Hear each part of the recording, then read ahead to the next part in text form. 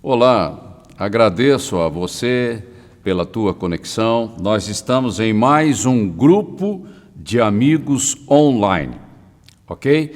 Agradeço a você aí por compartilhar a live, dar o seu like, né? A notificação aí do joinha e pela tua fidelidade acompanhando esta nova série de estudos que nós começamos a semana passada. Nós estamos falando de discípulo por inteiro, integralmente, né? E a pessoa que Deus usa, o canal, o instrumento que Deus usa, e nesse primeiro módulo nós estamos vendo o caráter do discípulo. E aqui a gente faz uma referência ao fruto do Espírito, aquilo que Paulo falou lá em Gálatas, capítulo 5, 22, se eu não estou enganado, ok? E hoje nós vamos ver a lição número 2, falando de caráter, o sentido espiritual, bíblico do caráter. A pessoa que Deus usa tem que ter caráter. É simples assim, é uma maneira direta, é uma maneira sólida, consistente, é a maneira como Deus vê a minha vida no sentido de um vaso de honra na casa do Senhor, a minha vida como um canal, como um instrumento para a proclamação da glória de Deus na terra. Eu sou o canal, e o canal tem que estar conectado com a fonte é Deus, e Deus é santo. E o canal tem que estar na mesma linha, tem que estar alinhado à mesma natureza, para que a sabedoria do Espírito e o poder de Deus esteja sendo demonstrado na terra para a glória dele, ok? Então a gente tem que entender esse sentido global, né, para a gente depois esmiuçar as partes daquilo que Deus entende como caráter. Muito bem, vou ler aqui um versículo em Atos, capítulo 6, versículo 3. Por isso, irmãos, escolham entre vocês, falando da escolha de diáconos, que faz parte da liderança da igreja lá no primeiro século da era cristã, escolham entre vocês 7 homens de boa reputação. Boa reputação. Reputação é algo que vem de fora, ok? E é lógico, é dentro, mas mais fora. Cheios do Espírito Santo. Não basta só reputação, é preciso ser cheio do Espírito Santo. E da sabedoria de Deus, que é revelação, é comunhão, é direção do Espírito Santo na minha vida, ouvindo a voz de Deus, para os encarregarmos desse serviço, que era um serviço na área de socorro, de assistência aos órfãos, viúvas, necessitados, o estrangeiro, enfim, cuidar dessa parte. Tudo na igreja é feito dessa maneira. E quanto maior o sentido da sua ocupação, do seu serviço na igreja, mais profundo deve ser isso. Quando você ministra a palavra, quando você ensina a palavra, quando você evangeliza, ou seja, quanto maior a visibilidade, maior a responsabilidade. Ok? É nesse sentido. Muito bem, vamos fazer aqui algumas caracterizações rápidas para não estourar o nosso tempo. Ninguém nasce com caráter. Caráter é formado ao longo de anos de experiências, de provas, de situações, de desafios, é uma experiência real, factual, pessoal. Não tem como transferir caráter. Não se aprende sobre caráter lendo um livro ou fazendo um curso. Você vai obter informações, mas caráter é algo pessoal, experimental. Então não tem como você não passar pela prática, pela experiência, pela prova que vai formar, construir um caráter. Isso é ao longo da vida, porque durante todo o tempo da nossa existência, Deus vai estar sempre trabalhando a qualidade, a profundidade do nosso caráter. Quando nós nascemos de novo, entregando a nossa vida a Cristo, nós mudamos a inclinação do nosso coração. O nosso coração estava inclinado para um lado, agora eu nasci de novo, o meu coração agora se inclina para as coisas de Deus. Antes eu estava preocupado com as coisas do mundo, da carne, do dia a dia da vida, como todo mundo vive aí fora. Mas eu nasci de novo, vim para a igreja, agora o meu coração está voltado, inclinado para as coisas de Deus. Isso é uma nova atitude no meu coração. Mas eu não recebi um caráter novo, pronto, acabado, no dia da minha conversão. Você entende o que eu estou colocando? O desafio agora é construir o caráter de Cristo na minha vida. A atitude do meu coração se voltou para Deus. Agora o Espírito Santo tem a incumbência, a tarefa de edificar a minha maturidade. Como discípulo, como cristão, como crente, como aquele que dá testemunho do Evangelho. Muito bem, isso a gente tem que entender, porque salvação é uma coisa, santificação é um processo. São as duas coisas que estão linkadas dentro do início, que é o novo nascimento. Muito bem. E aí aparece uma batalha espiritual dentro de mim. Dentro de mim. É a carne, a inclinação, a velha natureza, querendo voltar para a situação anterior, e as coisas do Espírito, que aponta para as coisas de Deus. E esse confronto, ele vai acontecer na minha vida enquanto eu existir, enquanto eu estiver aqui na terra. Então a questão do pecado na minha vida são concupiscências que estão lá dentro de mim. Lá fora está apenas a isca, aquilo que me atrai, aquilo que chama a minha atenção, mas o desejo está dentro de mim. E é contra esse desejo que eu tenho que lutar. E Paulo usa a expressão mortificar os desejos da carne.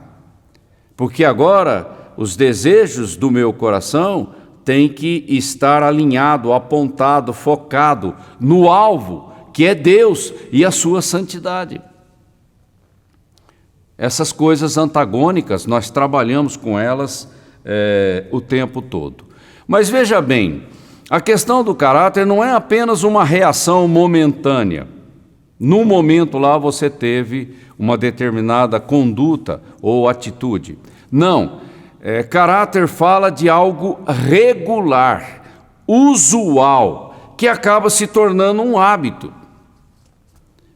Essa é a questão. Porque todos nós cometemos algumas falhas em alguns momentos, dependendo da pressão.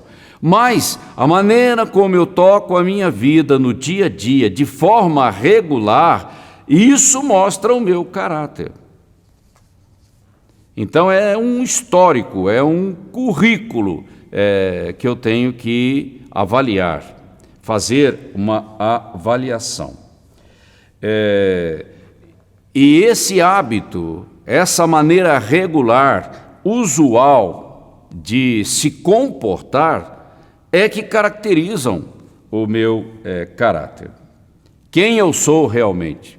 Não foi apenas um rompante de um momento, mas é algo continuado, contínuo na minha vida.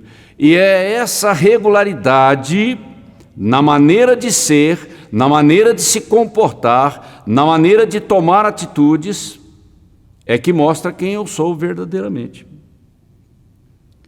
Ok? E se eu nasci de novo, essa regularidade ela tem que mudar. Eu não posso ficar oscilando uma hora aqui, outra hora ali, uma hora aqui, outra hora ali. Eu tenho que ter uma caminhada contínua.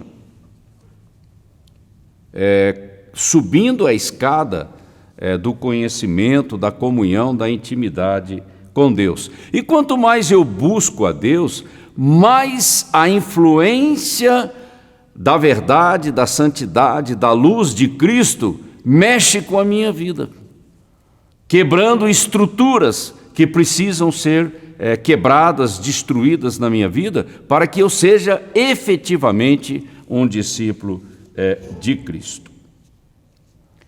Ok? E a verdadeira paz, a verdadeira felicidade, a verdadeira prosperidade vem da construção de um caráter santo na minha vida, de um caráter rendido na presença de Deus. Não é o que eu tenho, não é aquilo que é aparente, aquilo que é visível e que as pessoas notam. Não, é mais a qualidade do meu coração. Um coração firmado na rocha, que é Cristo. Um coração enraizado, fundamentado na verdade de Deus, que é Cristo. E, evidentemente, na sociedade aonde nós estamos, nós seremos confrontados, zombados, discriminados por essa inclinação para as coisas de Deus. E isso aumenta a pressão sobre nós, sobre as nossas escolhas. Vou vacilar e voltar para a condição anterior para agradar o mundo? Ou eu vou resistir com prudência, com sabedoria, né? Mas perseverando no caminho da santificação? É aí que eu vou mostrar se eu sou um vencedor ou sou uma pessoa dúbia, uma pessoa que vacila, que cede. E aqui é que a pressão de Deus mostra quem nós somos, para que fique claro, evidenciado qual é a qualidade do nosso coração. Por quê? A sociedade ela trabalha em cima do politicamente correto, ela trabalha em cima de narrativas, envolve toda uma questão cultural, e eu sou pressionado por esse mundo subjetivo, relativista, um mundo que tem um padrão diluído de condutas, ok? E eu sou pressionado em função disso, principalmente como cristão, a maneira como eu me coloco diante da sociedade. E aqui vem a conformidade com o mundo ou a conformidade com o padrão de Deus. Qual é a escolha? Qual o caminho eu vou seguir? Esse é o embate que nós teremos como discípulos de Cristo o tempo todo. A palavra de Deus, ela mostra essa questão importante do caráter sem ficar criando conceitos. Você não vai encontrar versículos falando do caráter, assim, objetivamente, explicitamente. Mas o assunto está presente em toda a palavra de Deus. Quando Deus fala da qualidade do coração, Ele está falando da qualidade do caráter. É isso que nós temos que entender. E quando Deus olha para nós, Ele olha para o nosso coração. Deus não se impressiona com a nossa performance, com o nosso sucesso, com a nossa prosperidade. Porque Deus é Deus, Ele é perfeito em todos os sentidos. E isso não impressiona Deus. Mas o que está dentro do nosso coração, isso sim chama a atenção de Deus. Então, esse é o critério das escolhas, do chamado de Deus na vida das pessoas. É o coração. Porque se esse coração não for confiável, como é que Deus vai chamar alguém para fazer algo de alta responsabilidade, de alto significado espiritual, porque está envolvendo vidas, está envolvendo a eternidade delas, com um coração troncho? Seria uma operação de risco. Deus não trabalha assim. Deus é responsável porque Ele ama as pessoas. Entende a implicação da nossa responsabilidade? Muito bem. Alguns exemplos para a gente ratificar isso tudo que nós estamos falando. Israel. Quando Deus tira Israel do Egito, Ele poderia ter levado por um caminho mais direto. Ele não o fez. Ele levou por um outro caminho, porque Israel, apesar de ter armas, Israel não tinha a estrutura para a guerra. Naquele momento, não. Então Deus, Ele olha, Ele vê o tamanho da implicação, da prova, daquilo pelo qual nós vamos passar, porque Deus não tem a intenção de destruir ninguém. Então, a pedagogia de Deus, ela é objetiva, ela procura restaurar, edificar e levantar, e não destruir. Então, Israel teve que seguir um caminho um pouco diferente, até que aprendesse o caminho da batalha, né? Vocês na apostila, vocês vão ver isso com maior detalhe. E quando Deus nos chama para a obra do ministério, não é tanto o nosso currículo, a nossa performance, enfim, se somos conhecidos ou não. Deus olha para o coração, porque o ministério é uma batalha, é uma luta espiritual. E se você não tiver o coração adequado, você mesmo não vai resistir. E aí podem aparecer os escândalos e toda uma situação de frustração, de complicação, de confusão na vida, não só na vida daquele que é chamado, como também na vida daqueles que são influenciados por ele. Só esse ponto eu realcei aqui para vocês. Davi, a mesma coisa. Samuel olhou para a aparência dos filhos daquela família. Davi não estava presente ali, mas Deus conhecia o coração de Davi. E Deus teve que corrigir Samuel, dizendo o seguinte, está lá em 1 Samuel capítulo 16, versículo 7. Não se impressione com a aparência, nem com a altura deste homem. Aquilo que você está vendo. Eu rejeitei porque não julgo como as pessoas julgam. Ou seja, a maneira de Deus avaliar é diferente.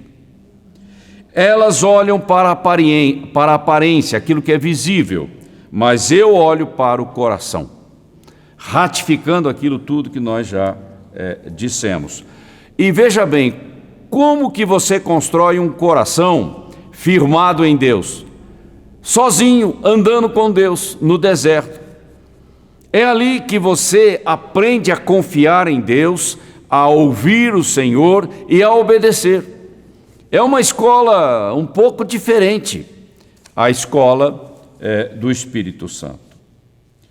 Outra coisa interessante também é na vida do rei Jeoacás. Depois vocês podem estar lendo na apostila. Não é a construção de um palácio luxuoso que me torna rei. Ser rei vem antes de ter o status de rei. Isso mesmo aconteceu na vida de Davi, que foi ungido rei de Israel e passou por um longo período até que Saul morresse. E aí Davi pudesse assumir o trono. Então não é com a aparência, com luxo, com aquilo que impressiona a opinião pública que me torna um rei, ou me torna um homem chamado, que tem uma unção de Deus na minha vida. É preciso ter um coração antes disso. Então, um palácio impressionante não me torna um rei. Ok? Os discípulos, para a gente fechar essa parte. Jesus chamou 12, e olha, nenhum deles tinha um currículo que chamasse a atenção. Mas Jesus, ele orava, ele buscava a direção de Deus e ele escolhia as pessoas certas. Porque ele olhava para dentro do coração delas, porque elas iriam receber o mandamento, a unção de edificar uma igreja para Cristo. Eles seriam os pioneiros e a grande batalha estaria envolvida nisso. E o coração fala de um coração quebrantado, de um coração sensível, para o Espírito Santo trabalhar a qualidade desse coração, ou seja, o caráter. Porque em cima de pressão você precisa de caráter, ok? E o poder de Deus, operando através de uma pessoa sem caráter, acaba se tornando uma coisa muito complexa, muito confusa e perigosa. Então, Deus sabe das implicações de tudo isso. E Paulo, ele disse que quando ele ministrava aos coríntios, ele dizia: na sabedoria de Deus e em demonstração de poder. Ou seja, nós temos que combinar essas duas coisas. A sabedoria fala de uma experiência com Deus, de uma comunhão com Deus, de revelação, e também em demonstração de poder, porque sinais, prodígios e maravilhas confirmam a sabedoria de Deus, ou seja, a palavra. Aí é Deus operando. Eu não posso separar essas duas coisas. E Paulo fala disso pelo menos duas vezes nas suas epístolas. A primeira em 1 Coríntios capítulo 2, versículo 4, e a segunda em 1 Tessalonicenses capítulo 1, versículo 5. Agora, outra coisa importante: o amor é a motivação de um homem que é chamado para servir a Deus. E o amor é algo que está linkado a um coração que tem caráter, que é sensível, que é quebrantado e que teme o Senhor. Aí nós começamos a juntar tudo isso que nós estamos falando. Outro ponto, rapidamente, para nós encerrarmos. As pessoas estão olhando para nós, e qual tem sido o nosso testemunho? E o nosso testemunho tem que ser fruto, expressão de um coração quebrantado diante de Deus, um coração que tem caráter. Então aí nós começamos a ver a implicação da nossa influência, a responsabilidade que nós temos, da nossa utilidade como instrumento nas mãos de Deus. Nós temos que ser para fazer alguma coisa. Outra questão importante é o sofrimento, a tribulação, as aflições, né, no plural, porque são várias. Elas têm o sentido de trabalhar a qualidade do nosso caráter, porque isso é uma coisa que vem de experiência, não de ouvir falar. É a vida de Jó.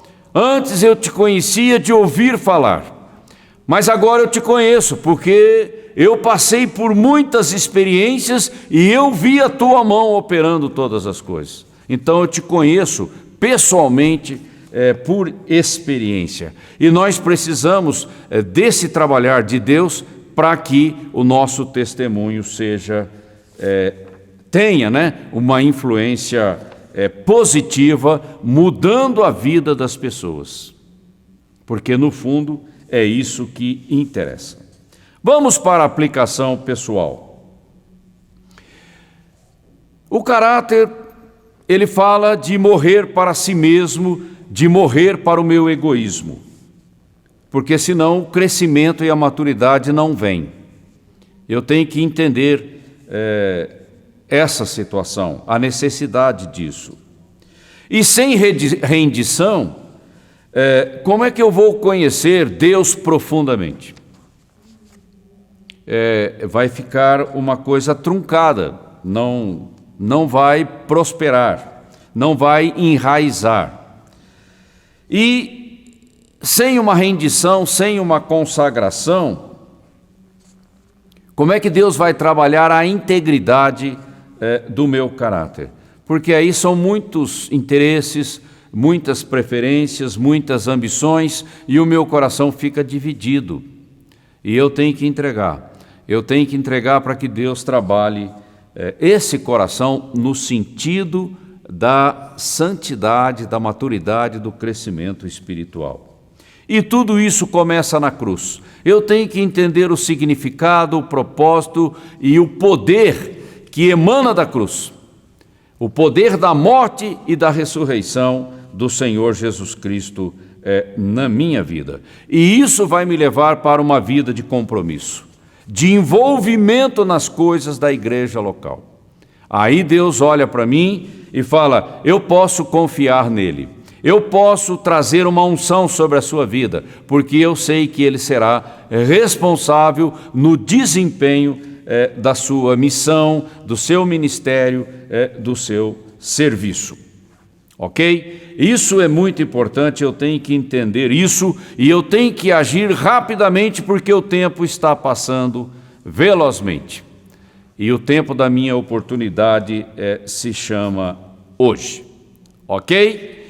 Bom, seja ativo lá nas reuniões do seu grupo de amigos, seja ativo o tempo todo, dentro e fora da igreja, seja uma bênção na vida das pessoas, um amparo firme na vida daqueles que estão à sua volta. Saia do isolamento, procure relacionamentos, trabalhe os relacionamentos na sua vida. Esteja sempre disposto, disponível para servir a Deus e abençoar pessoas. Seja intenso no seu cristianismo. As pessoas possam perceber que há uma unção, há uma presença manifesta na tua vida. Que o Senhor abra oportunidades para você evangelizar pessoas, famílias, e a gente aprende fazendo, e isso exige da nossa parte uma iniciativa, uma ousadia. A CCA, como igreja local, ela tem um trabalho de assistência social e nós precisamos das suas doações.